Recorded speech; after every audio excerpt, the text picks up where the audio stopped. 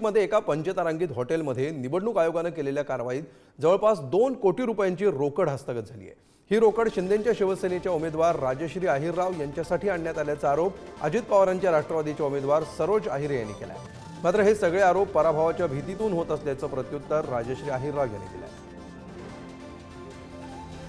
निवडणूक आयोगाने काय स्पष्टीकरण दिलेलं आहे? जर एखाद्या प्रशासनाच्या जबाबदार पदावर बसणाऱ्या जलसंपदा विभागाच्या उपसचिव या जर त्या व्हिडिओमध्ये ज्या रूममध्ये कोट्यवधी रुपये सापडलेले आहेत त्याच्यामध्ये बसलेले आहेत, त्या वाटपामध्ये त्या सहभागी आहेत, तर निवडणूक आयोग याच्यावर काय दखल घेणार आहे?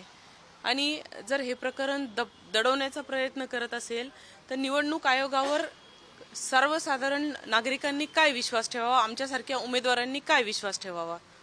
मग ह्या प्रकरणामध्ये कुठेतरी हे सगळं दडवण्याचा प्रयत्न जो सुरू आहे त्याला निवडणूक आयोगाने पुढे, नाहीतर याच्यामध्ये आम्हाला न्याय प्रविष्ट बाबी होतील। मी आता खरं तर मला आज दुपारीच कळलं, त्यांनी जेव्हा पत्रकार परिषद घेतली तेव्हा, आणि बेछूट आरोप करतायत ते। म्हणजे आरोपाने काही तथ्य नाहीये, उगाच आलं तोंडात म्हणून काही बरळायचं आणि गेले अनेक वर्ष ते असंच करताय। हे सगळ्यांनी बघितले, माध्यमांनी देखील अनेक वेळा सांगितलेलं आहे आणि छापूनही आलेलं आहे की ते आम्हाला किती त्रास देतात ते। आणि केवळ मी इलेक्शनला उभी राहू नये म्हणून त्यांनी इतके प्रचंड षडयंत्र रचले होते आणि मला खूप त्रास दिलाय। इव्हन ह्या इलेक्शन प्रोसेसमध्ये देखील खूप त्रास दिलाय त्यांनी मला। पण जरी त्रास दिला तरी इलेक्शन हे जनतेने हातात घेतलं आहे, जनतेने ठरवलं आहे त्यांना पाडायचं, त्या पडणार आहेत आणि माझा विजय निश्चित आहे।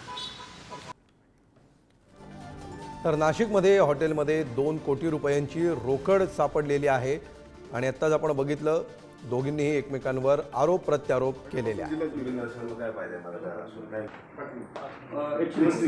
126 मध्य देवळाली देवळाशी पूर्व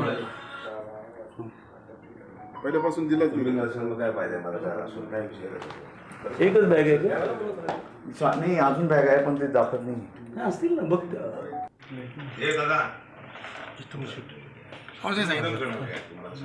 कोणी तुम्ही माझ्या ओळखीचे नाही का?